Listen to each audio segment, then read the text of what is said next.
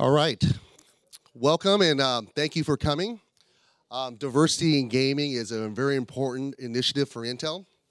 And I'm happy to gather these great members of the eSport community to address these issues related around diversity in gaming. We hope that this discussion, the panel, will be a good first step on creating something meaningful, a meaningful program that we can promote on creating, then actually addressing the diversity in gaming. So I want to hand the mic over to Trevor Schmidt, and who he will be the moderator of this great panel. So here you go. Thank you, George. And we at ESL have been looking at this and really want to affect change. We want to take this opportunity at the IEM Expo to kind of learn more about the women in gaming, increasing the participation of women and how they can better get involved in this industry. Right now we look at the industry as a whole and we see that ESL is 95% men, and I think that's something that we would all like to find ways to change and to increase the opportunities for women across the board. So first off, I'd like to introduce our panel. We have here with us Stephanie Harvey, co-captain of Ubinited, one of the CS girls teams that are here. Lauren Scott, who is our CSGO commentator for the ESL, and Blondel-Jouin, executive producer at Ubisoft. James Lampkin, our senior manager, pro gaming at ESL, and one of the main guys on the CSGO ESL 1 project. T.L. Taylor, an associate professor at MIT, and Rachel Quirico, thank you. Jericho, eSports host, interviewer for Cyber Solutions Agency, and we appreciate all of you coming out and joining us on this panel. I think I'll start by saying I'd like to hear all of you kind of discuss with us what got you into gaming. What was the first thing that really engaged you into gaming and esports? And we'll start, actually I want to start with Rachel and then work my way back towards me here. Thanks very much. I got started in gaming. I was very young. My mom, we had a computer in the house, and she would buy all these really cheap floppy disk games. And she would play them, and I would watch, and I would freak out. So maybe I always started as an observer in esports and not so much a player. But from there, you know, Pokemon League. Pokemon was a big thing growing up. I would go to the Pokemon Toys R Us every Sunday. I would compete. I would crush kids. They actually asked me to, like, restrict it to like teenagers, not play with the younger kids. I was upsetting them. So, I mean, I was always competitive. I was always in gaming. I was always doing kind of alternative things, not so much the mainstream. So it's been the same course for me all through these long years. And T.O.? Yeah, for me, I'm maybe one of the older enough ones to remember. For me, it was going to the arcade. Was my first experience actually of digital gaming. We didn't have a PC or anything in our home, so for me it was starting with arcades and then a long period where I actually didn't play games and then coming back to them as a graduate student, distraction from graduate student work, and have now been playing for a couple decades. James? So I think I've been playing games pretty much my entire life. I think it's a pretty common story. You know, started out at home, had a console, and then got into PC gaming, and it was always just an important part of my life. I discovered eSports in about 2005. Became very addicted to the community and the matches and everything that was going on, and at a certain part realized it was actually a viable career choice for me in the future. So went from there. So I can say I was born with video games, more or less, and thanks to my little brother who was into coding at that time, he was using me, I think, as his testing. So I've been playing his games and other games. I remember playing exciting games like Arkanoid forever.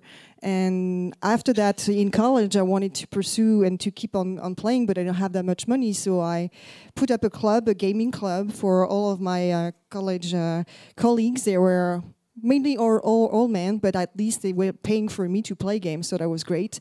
And then I ended up with Ubisoft when I was almost 20 years ago, and I realized, like you, I guess I could make a living out of my passion. So I jumped into it, and since then, I have never stopped. Yeah. Lauren? I guess gaming started with playing games with my dad. I used to go see him on a Sunday and sit there and play Doom pretty much on the PC that he'd built with me, and it was always just a good bonding time. Wherever I got too scared to play because those 4 pixels at the time were terrifying, he would take over, and then when he got stuck, I'd then pick up the slack. But that carried on very casually through years. It kind of dropped out once I got to high school, but then eventually I kind of found one more game, Enemy Territory, and started to play it competitively, got more into the scene. You kind of dive your way through the community. You kind of find new things. You find new avenues of, wow, there's better people out there, and I just progressed through that, and that was probably where I stumbled into esports. And Stephanie? I've been playing all my life. My parents bought me consoles when I was really, really young. They didn't believe in the girls should do this, guys should do this. So I had Lego, I had Barbies, I had everything, and gaming. And then it was only in 2003 when I wanted to go to the prom with a guy that I started playing CS. And I mean, I went to the prom, but I never stopped CS. So I've been in esports since then. Right? Yeah. So I started off by talking about 95% of ESL, that, according to our internal numbers, is male. Some of the other numbers, Twitch, according to Comcast, says that they're about 93% male. We look at Riot Games recently in 2013 released something that said that they were 91% male. Let me open it up. Does anyone find those numbers surprising? Do those seem high? Do those seem low? Or are they about right? I think they're about right. I would even say that within the competitive area, they're even higher. There's like no female competing. That's about it. Anyone else? Anyone else want to ask? So, and I think TL could maybe address this a little bit a little bit better than I could as a sociologist. But there's a number of studies that have come out that show there's actually about a 50-50 breakdown between actual female gamers and male gamers across the board. So that's including everything, right? So if my sister plays Candy Crush or Angry Birds, they're counting that. So what we find is that there's some sort of disconnect between what's going on in the hardcore competitive games, these #1 Twitch games, and everything else. So that's actually a business challenge, across the technology industry, but specifically in esports and for us, because we're creating products and content for this large global audience. Without Anna attacking both Ralph and myself for talking about our numbers this weekend, we've been really crushing them. We think we're going to crush them even further today, but then when we get very excited about those numbers and also consider, well, maybe that's 90% male, are we missing a huge segment of our potential audience? Yeah.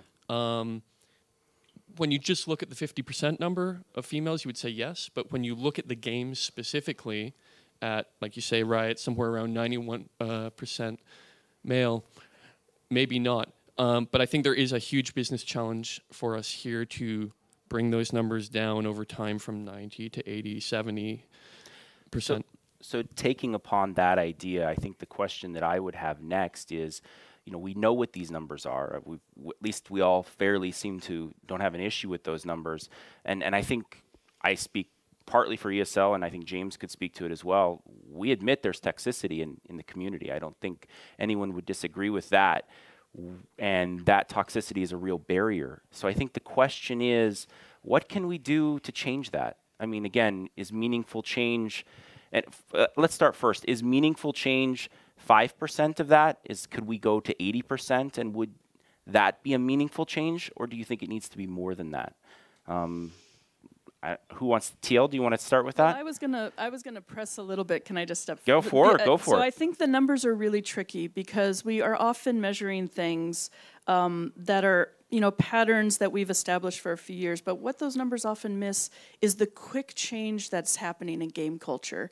And, gender preferences in leisure move fast. I mean, all of us, I think, have been around the scene enough to see tremendous growth even in the last 10 years. When I go outside here to the venue, there's lots of young women around. There's lots of women around. When I go to DreamHack, when I go to big events, more and more women. So I think we have to be careful to not give the numbers that are measuring something that's established and maybe a couple years old more credence. Things move fast, and there's been women active in esports for so many years, collegiate scene, professional scene, behind the scenes. So I think there's still a lot to tap there, and if you go outside here, you see that. You see the kind of future of participation.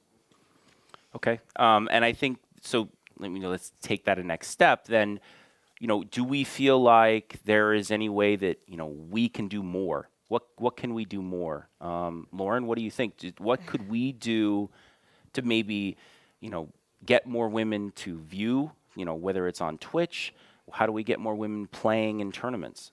See, it's a strange topic when you take it to that aspect that I think you almost have to split gaming and competitive esports. I think that there is a small division in how accessible, let's say, as the figures show. There is a lot of female gamers out there, but there's very few in that esports, very small niche that is, at the top there. So I think taking it back to the competitive side, which I'd probably say I'm more comfortable with discussing, I think the route towards it should be not necessarily eased, but highlighted as to how females can then get involved, because it's not easy to sometimes find your route and your path in towards esports and find out how you get into these teams. How do you break into a male team? Do you need to play in these servers? How do you find that one way through? And I think that would certainly assist and possibly aid getting more females towards the top end of esports. I think that sometimes we've seen very short-term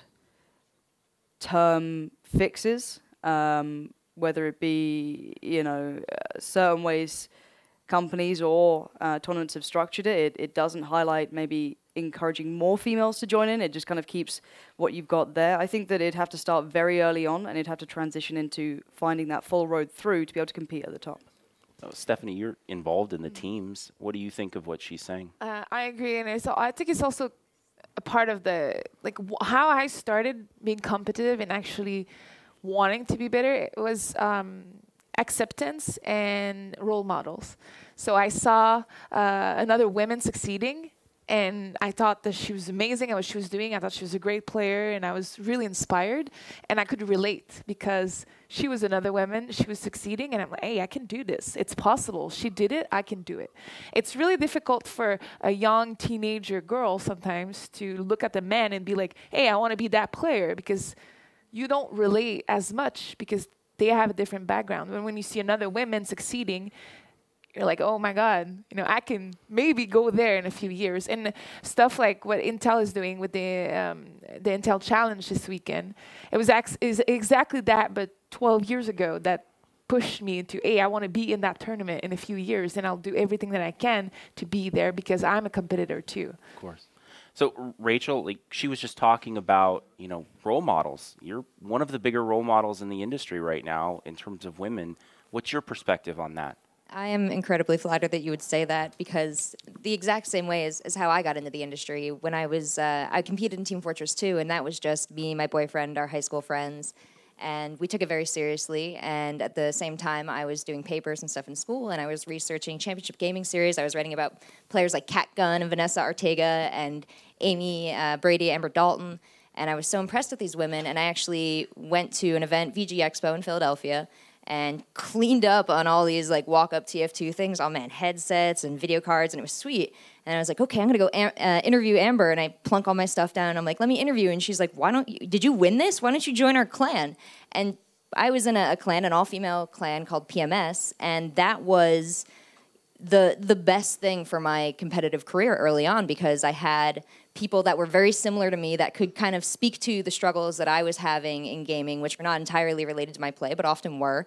And, people that had gone through the same things I had. And so you had kind of a support group, a team, and it made it feel normal that you were playing video games, that you were competing, that you wanted to win, which is something that if I were to take back to my friends in high school, my girlfriends there, they would be like, whatever, why do you put yourself through all this stress? And I'm like, winning though, so it's hugely important to have role models. And if I'm so flattered that you would say that I am one, because all I want in this industry is more women in the background, on the video team, playing the game. Oh my God, women pro players you have my heart, Stephanie, everything that you do.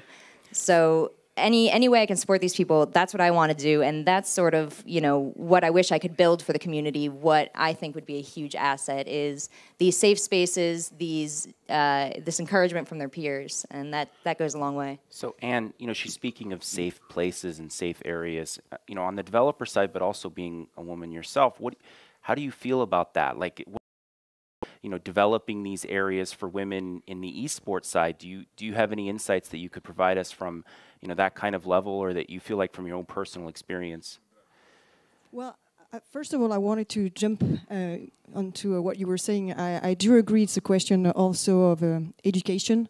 I would say that I think right now it's still hard for men to become a pro gamer. I mean, think about it. You have to come to your parents and say, thank you very much for all the tuition fees and everything, but I'm going to be making a life out of playing. So imagine being a woman. I mean, it's outside every single social standard. So we have to prove also to society that yes, there's a good living in you can make, and a good career, and you're a good person, and you're going to be achieving great goals in your life, whether you're a programmer or if you're working behind the scenes, as you were saying. I remember when I joined Ubisoft, my own father told me, "Well, you know what? I don't want to hear about that. What are you doing? You were supposed to be a doctor, and now you're going to be playing video games all your life." Yes, I've been doing that for 20 years, and I love it, and I hope it's going to last 20 more years. But beside that, I think, coming back on the education side, I think, and we're lucky enough that I think, talking about me because I'm a little bit older, we are part of the last generation whose parents were just like, it's not that good about playing games. I mean, for my kids, if I had any, I would be like, oh yeah, play games. I mean, it's part of your education. It's not only about, and you were saying that also, Stephanie, it's not only about gamers are for boys and dolls are for women. I think if we consider now masks are not only for men, I mean, we have engineers who are women and they are coding, and obviously they will be making games for themselves as well, like guys in the past were doing. So I think we will more and more have to have games, and they don't have to be only Candy Crush kind of game. I think there are games which are much more appealing to women, and I think we all enjoy. I mean, if I were young enough, I would love a date to take me, I mean, as much to a movie than to an e-sport competition, because I like the emotion, I like the experience. I love watching pro gamers, whether they're men or women, doesn't care. I don't care. I mean, as long as they're bringing emotion, as long as they have talents, and I don't see any reason why a female gamer cannot surpass, to quote Ralph on this, cannot surpass a male player. So as long as there are emotions, I think women and men are available to bring that. It's just that we need to make a safe space for them. Okay. Do you TL? I was just going to say, I think it's a really important point, this issue of women actually enjoying competition and enjoying esports. I mean, we see it in traditional sports. Women make up 30–40% of traditional sports fandom. The numbers of women who've grown playing sports in college were like it's grown like 200% in the last 40 years. So women actually like competition. They like these games. It's not about finding special games for women. So how do we really foster a space that brings them in, lets them be there as audience members, as players, and as people working in the background to make it happen? Yeah, I mean, how do we, to follow that up, I mean, there's 48%, as James said, in the US are female gamers, and what can we do to make them a part of esports? Do you want to follow on that, James? So we've actually had female programs for a number of years, which were all online, and they're actually very difficult to manage, because as soon as you say this is female specific, you actually first come into how do you protect the league from guys posing as girls or trying to break or take advantage of a system. You also come into gender identity questions that we had to deal with. The most elegant solution we came up with was through passports and government official ID. The big challenge for us is that when you invest into these grassroots community systems, you don't do them for immediate return, right? So you're seeding, right? So we don't treat the challenge of females in gaming as this one-off. We treat it as a broader problem. So when we look at India, when we look at Australia, we say there isn't a huge, massive, thriving esports community there relative to the population. Let's seed, let's invest, and over time those gamers will come up and we will see Indian and Australian champions. And in the same way we apply this to females in gaming, we want to see female champions coming up. Now, here's the struggle we've always had. Like was said, we need to create real role models. And IEM is a great example of aspiration.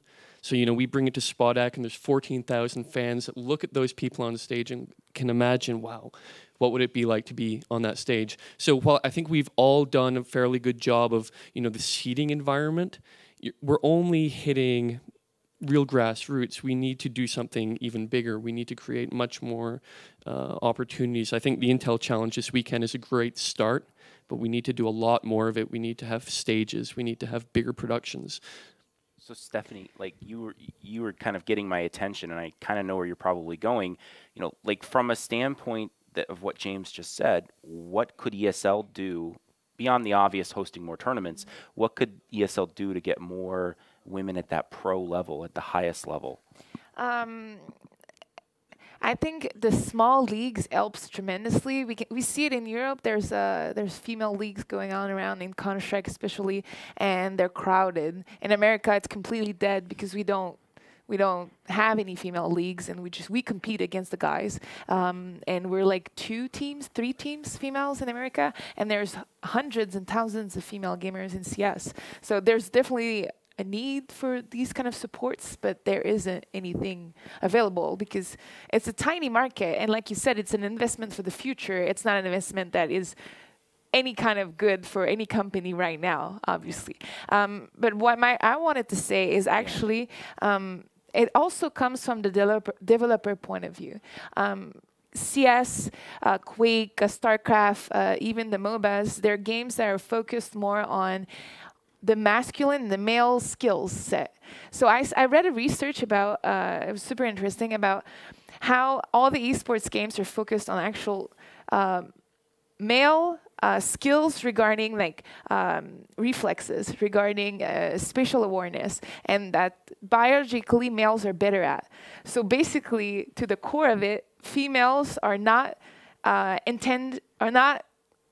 actually better at esports than guys because their skills required for the games that were developed years ago, over 10 years ago, were all made by males, and they all wanted to compete versus other males. I know it kind of opens a Pandora box, but basically games like Hearthstone, which would be more about a strategic point of view, not regarding skill, speed or reflexes, are more inclined to have female succeeding because it requires more female skills or more even field, I would say, of skills. And that's, like, again, a Pandora box opening here, but it also comes from the development point of view. And at Ubisoft Montreal, we're 3,000 employees, and only 15% of us are females.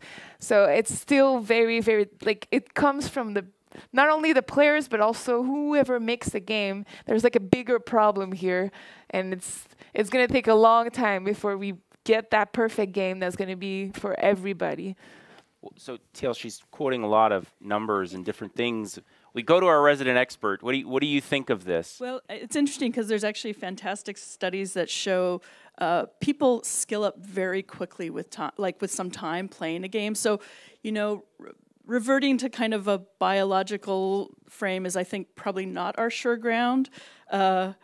There are lots of women who are good, who have good reflexes, who can play those same kind of games. What I would say, though, and just to pick up on something you said that I completely agree with, which is that diversity of titles will not hurt the competitive scene, and diversity of genres.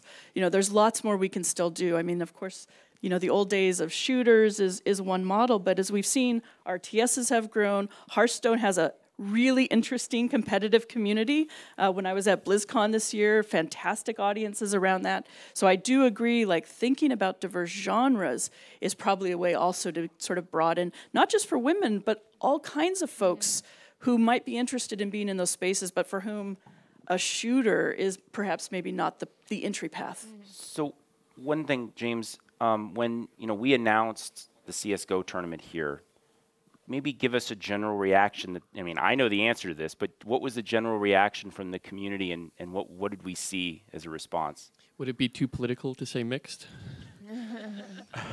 So it's an education problem, right? And it's about how you frame it. So it's sort of back to what I said about us treating this as a community program.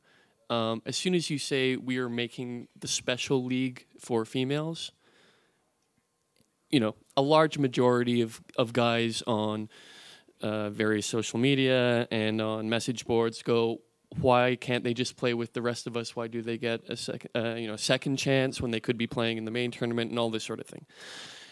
And you have to communicate and educate properly that we are specifically, if we start a high school league, for example, would any pro gamer reasonably say, hey, that's not fair, why don't they just play with the rest of us? Because the high school students can, but that's not the importance of the project, right? So Blizzard just started a Heroes of the Storm college league to help college students, right? So would professionals then say, this isn't fair, you're giving them all of their tuition, I didn't have my tuition? So it's about how you frame these problems and how you communicate it. So let me go back to you on that then, Teal, because I was expecting that answer. So I guess the question I would say back to you is, what can we do to reduce this animosity? Like, what can we do to reduce the tone of the behavior against the people that are already in the community? Whether it's, as the ladies put, we add a new game to the mix who may be more catered towards a female demographic. What can we do to make the men more accepting of that?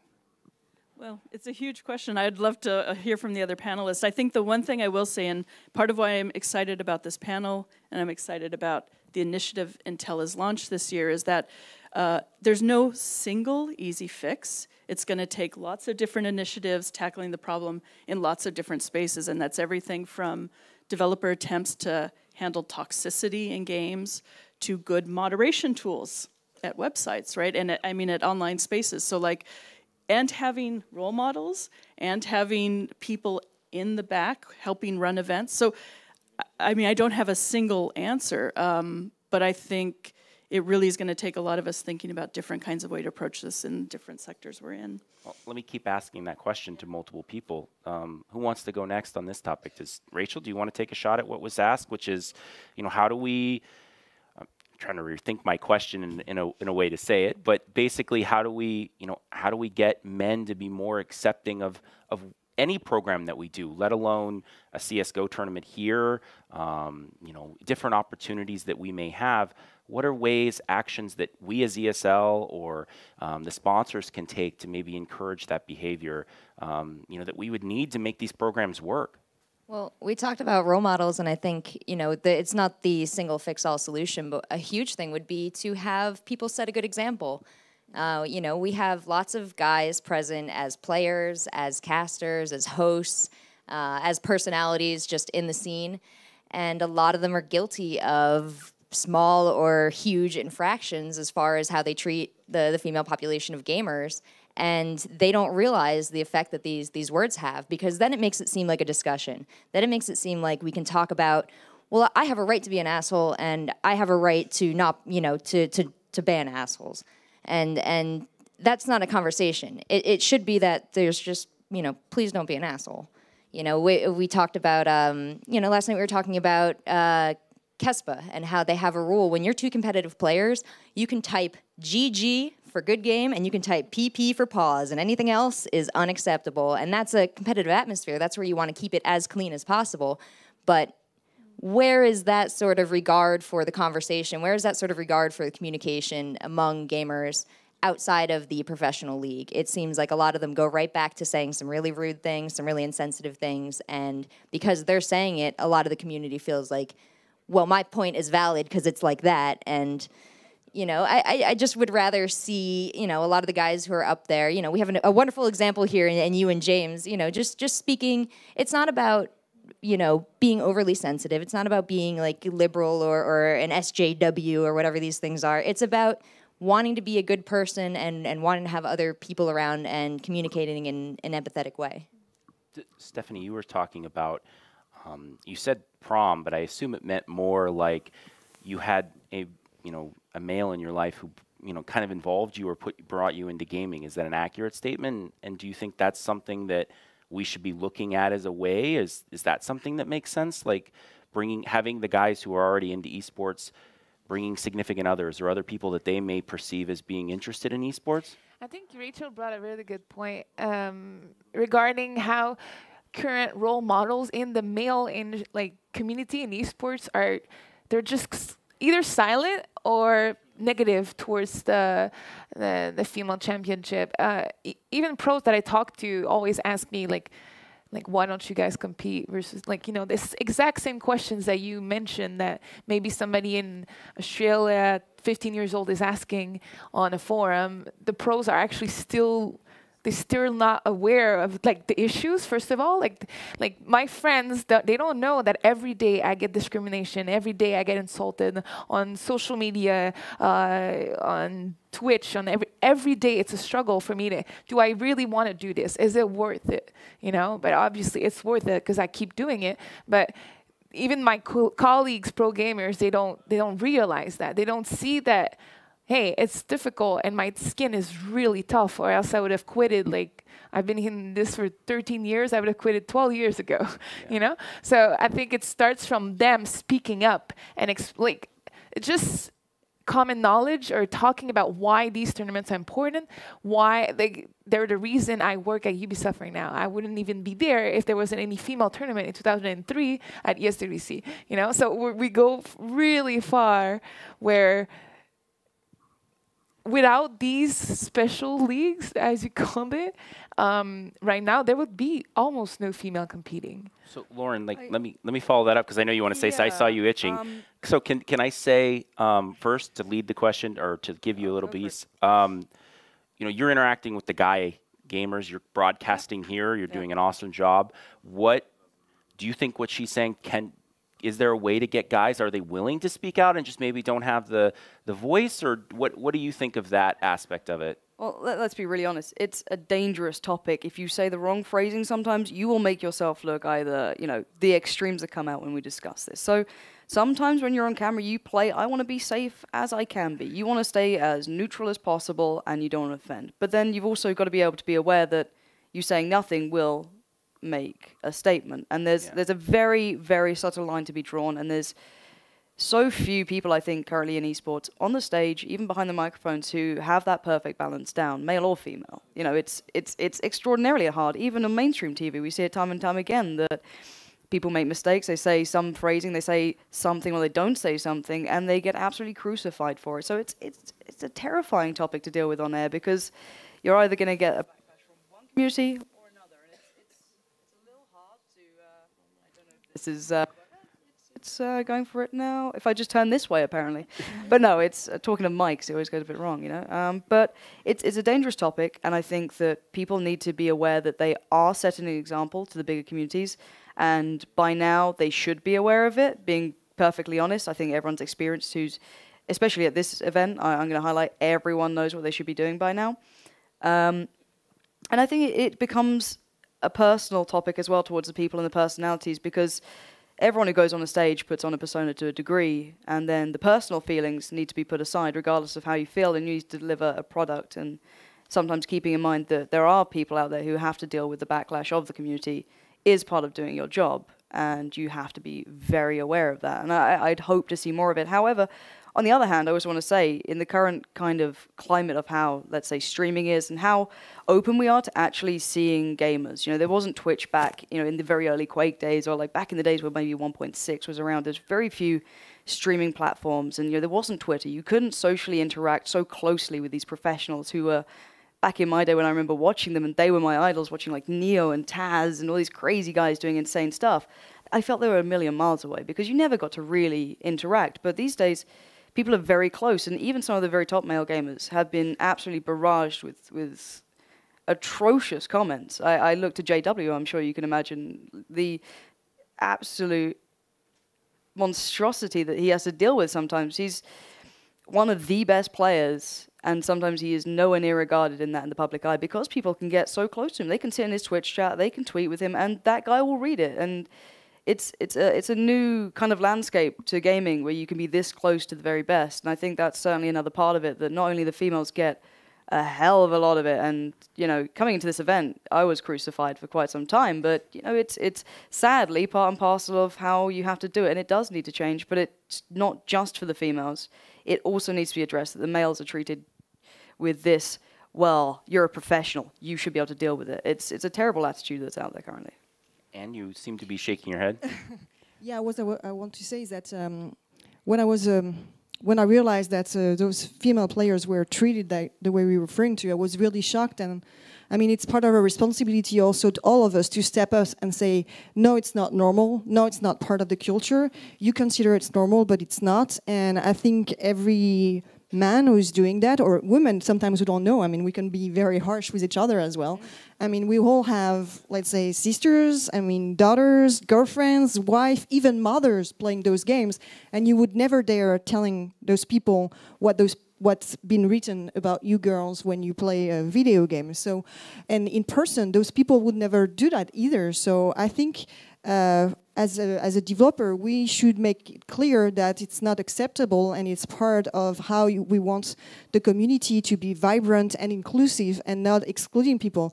I know it could sound like wishful thinking, but I think that a lot of us think the same way. It takes courage to say you disagree, but I think that if all of us, when we see something like that, say, well, I'm going to tell your mom or something like that, I think it will stop in the end. And then you can mute those people, you can exclude them. I know it's very strong, but we have to make a statement that we cannot accept that, because it's ruining the fun, it's ruining the experience, it's ruining the emotions. I mean, we love playing, we love gaming. Yes, we like being competitive, but it doesn't mean that we have to be hurt and we don't have to go home crying, and it doesn't mean that we're sissies because we're crying. I mean, it's really hard.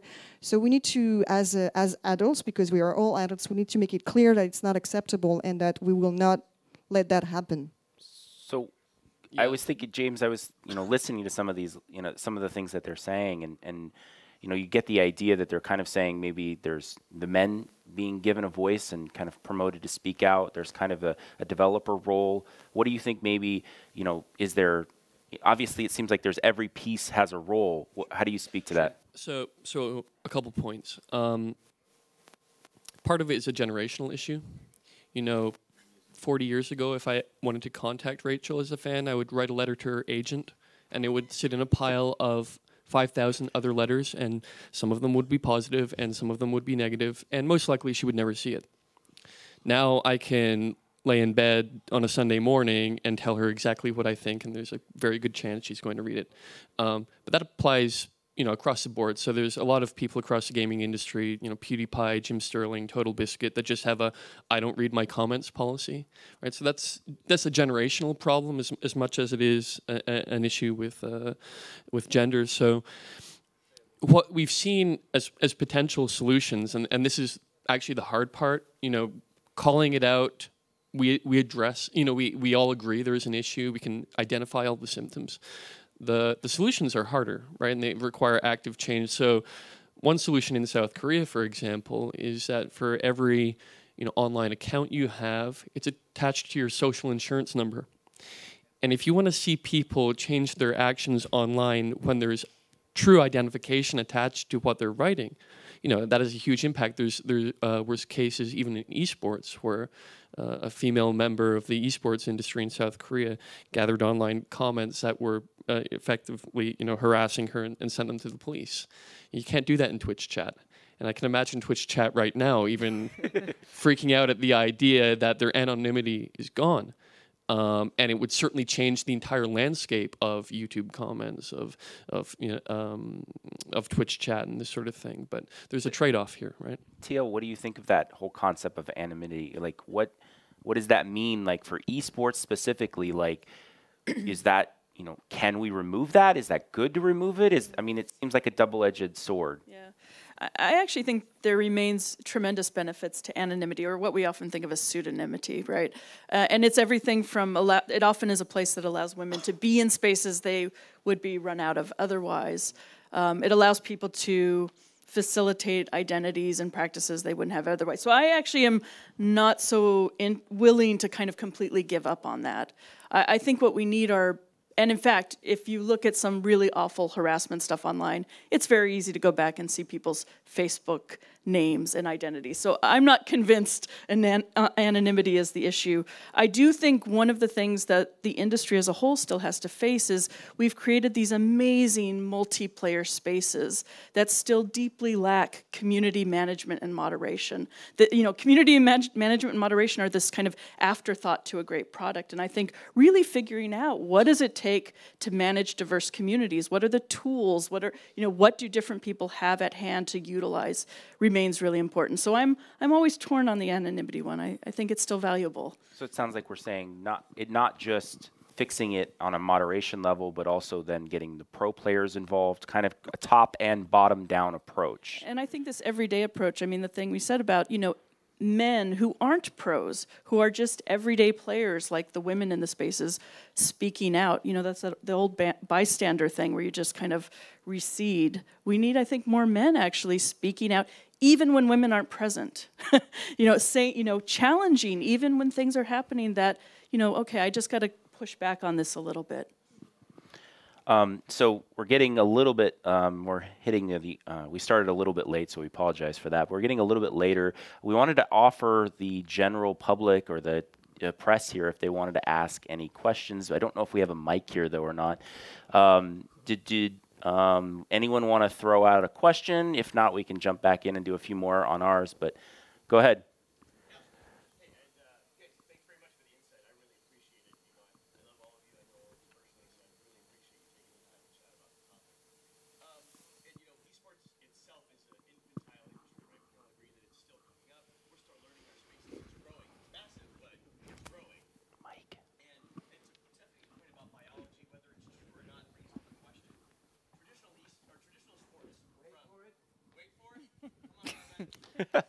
Carmack's hustling over for us. It's streamed. All right, well, fine enough. Thanks, guys. To recap, I said thanks very much for your insight. I appreciate that. And to Stephanie's point about biology, whether it's true or not, traditional sports, NBA, NFL, sports across from your little kids until you're adults, and even to the Olympics, have traditionally separated the sexes. And we all view gaming as the great equalizer, right? Anybody can play a game. You don't have to be tall, short, whatever that is, athletic, whatever those attributes are. And we keep trying to put this into a mold where, well, gaming is for everyone, competitive sports should be for everyone. And perhaps maybe that's not the right way. Thinking about, do we think that it would be more beneficial to separate leagues and have a women's Go, a CSGO, a women's StarCraft? Do we feel that there's value to that at all? So does any of you want to tackle that question? Is there value between split? We have an answer. What I'd like to say is that we need to reassure guys that if we have, as you're mentioning, either stuff just for the women or women competing against them, that we're not taking away something from them. We feel that we're adding something to it. I mean, think about the StarCraft scene. If Scarlett had not been there, I mean, I think it would have been a different way. It would have been different emotions, different tournaments, different challenges. So I think, and I leave the women for pro gamers, which I'm not obviously, answer that. But for me, it's like, it's adding something. It's more emotions, a different approach, and it's not because you like action adventure movies, for instance, that you cannot have chick flick movies and you cannot like them. I mean, my own brother, he watches those movies way much more than his girlfriend, and doesn't mean he doesn't like the action adventure movie either. So I think there's something for everyone. And what I like about the approach of having the women much more into esports is, like, as I said, it's bringing more. And we were saying we were living on the side half of the video game market. Can you imagine how much more fun it would be if we had so many more people, so many more different talents? I mean, that would be even much more interesting for all of us, even if we were men. I mean, it's great to watch Scarlett playing, and I love watching Miss Harvey playing as well. If I can add real quick, I think a lot of people try and say, it's biology, so, it shouldn't matter in video games.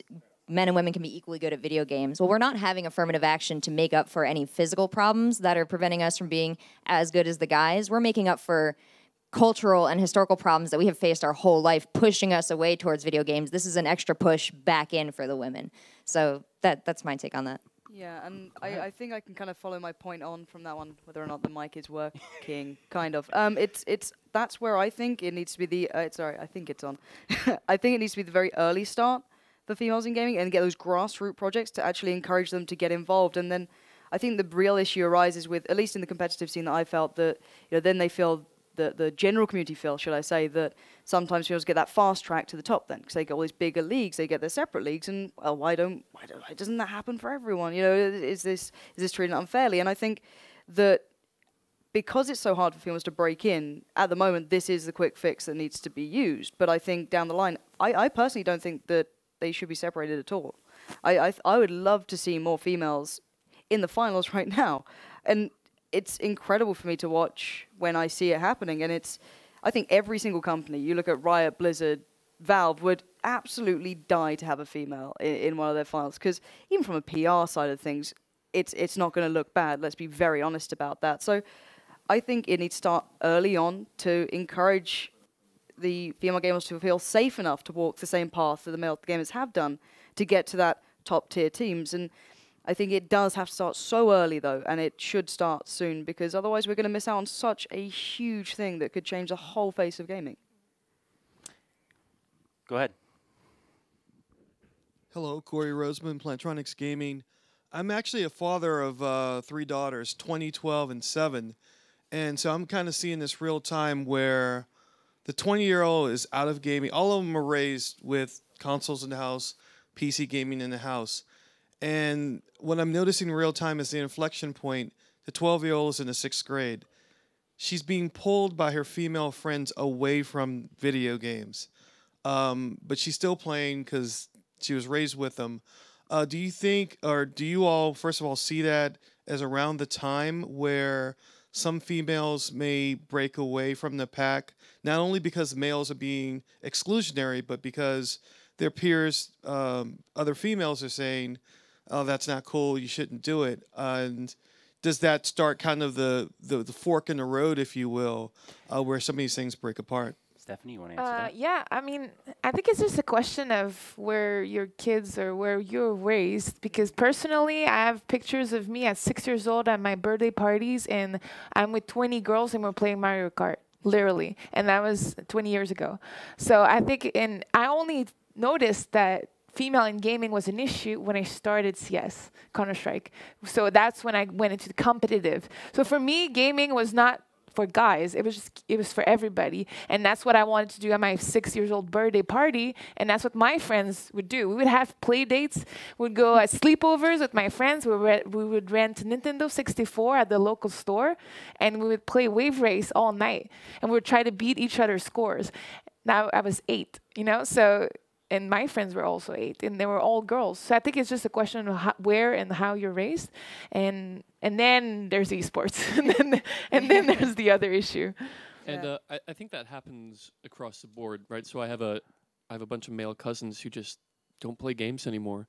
A bunch of my old military buddies have no clue what I'm doing with my life in gaming. They're like, you're doing that nerd stuff now, and I'm like, yeah, the nerd stuff. And I send them the odd picture, right? And they played games when they were 15 or 16, and then just kind of grew out of it. So I mean, I have a sociologist on the panel who can talk better than just in our case, your 3 daughters or my 5 friends or cousins. But on a broader scale, I don't know if that's... Yeah, I mean, I think it's a pattern we see very often. Numerous studies talk about this drop-off that happens. And I think part of it is, and I'm sure we can all remember this, the teenage years are really fraught with trying or being forced to perform gender in ways that are seen as very normative. Now, the good news is it's changing, but I think you're right. There's still these historical problems that happen around that age. And it intersects not just gaming, but it's keeping girls interested and involved with technology and computer science. So it is absolutely a broad issue. And I think that poses interesting challenges then for organizers and developers. If you're wanting to support, women who are not at the pro level or girls who aren't at the pro level but coming up, how do you continue to support girls play throughout the lifespan? And it would be interesting to see, ESL tackle that. What does it mean to keep supporting girls at the amateur level?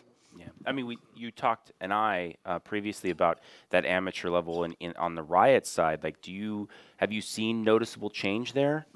Yeah, I was just saying. So being a professor, you know, most of my life is spent with college students, and I think there's tremendous things happening at the collegiate level. So, you know, these statistics we roll out about, oh, it's mostly men. When I look at the college level, tremendous numbers of women playing, and not just playing, but organizing clubs. I mean, at MIT where I'm at, our League of Legends club is organized by a female undergrad, right? There are women who come out to all of our, whenever Riot's there, that room is filled with women. There's at least 0.5% women in there. So I think we should really look at what's happening. You know, it moves fast. What's happening at the collegiate scene? What's happening lower? And does that give us, you know, seeds we can build on going forward? Maybe one more question from the audience then. So, TL, I think you touched on it a little bit because it was where I was going to go to. So I led clans and guilds for 13 years, and I dealt a lot in my years with female team members being harassed by the males. And as a leader of the clan and guilds, it was part of my responsibility to deal with that and make sure it didn't happen. I do understand that the pro players are responsible, but what about their managers and the guild leaders and the team leaders? Because they have responsibility in this as well. I mean, you are one. Do you want to tackle that a little bit? Can you just like structure the question a little bit again for me? Because you want the manager to be responsible for what? I'm saying that I believe that in the amateur space, the clan leaders, the guild leaders, the people that are leading those amateur teams, because they all start in those leagues before they get up into the pro things, and so I would say that the onus is on them as well to help stop some of this harassment. I mean, it's on everybody. I don't think it's necessarily on the leaders, or I think it starts from everybody. It could start from a colleague that decides to step up and say, hey, it's not okay. We're talking about this. It is not okay. It is not okay to have a tough skin to be able to be a successful competitor. Yes. My answer is yes, absolutely. Yeah, and I think I kind of want to follow that up with the fact that a lot of these, you know, younger players, these guys are so young sometimes. We're seeing 16, 15-year-olds, you know, obviously most of the games, you know, start around 16 and up. Sometimes when they get on camera and they get on stage, these guys are so nervous, they don't even think before they speak sometimes, and it's not necessarily just comments that, you know, may put people into a bad light. You can see them say it, and the manager who's standing on the side of the stage going, oh my God, what did you just say? Because these guys are young. They're on a massive stage in front of thousands of people just looking at them. And sometimes they say absolutely ridiculous things. And I think it's on the managers to kind of PR train them and, you know, work with them, especially on a very higher level. Once you get onto a stage, your players should know what they're saying as best you can. And I think, as you said, starting at the grassroots level, or let's say community level, I think is the best way to do it, is brilliant, because then it's already kind of building these people to know, okay, that's when I need to be calm, not make these, you know, remarks that may drop me in it, even if I don't mean it. Because we see it time and time again. We saw a reference on stage, I think, during our tournament that made a few of us go, did he mean that? Uh-oh. And he meant it completely innocently. But sometimes phrasing can just absolutely throw people on the bus. And I think PR training, media training, and being aware of what you're saying is a huge factor. Rachel? I also feel that this is a place where consequences kind of factor in. And consequence can be anything from, like you said, your bro going, hey, man, not cool, let's be a little more respectful, to what we see higher up with the professional teams and leagues for people who have spouted racism. You know, they're banned, they're in trouble, they have to pay a fine, they may get booted out of the industry altogether. And you see that kind of policing for certain topics, but when it comes to policing for you know, sensitive conversation in regards to gender and other things like that, you just don't see as much of it. People kind of let it slide. They don't want to talk about it. They don't want to engage it.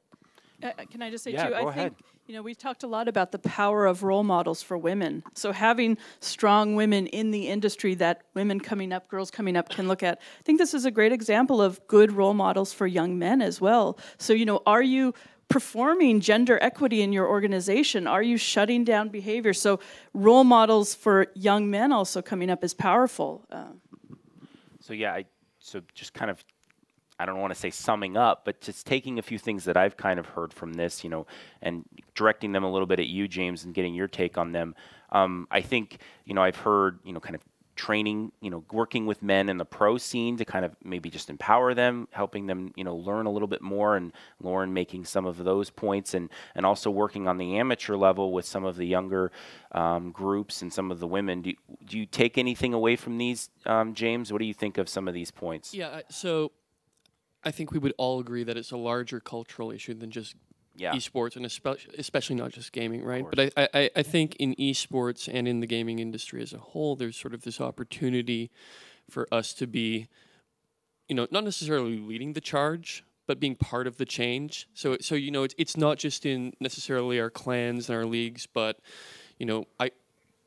full disclosure, when I go out with my all-male friends, it's a completely different atmosphere and tone of conversation than if we have a group of females with us, right? So, like Rachel said, I think there's a little bit of that's going to change culturally over time.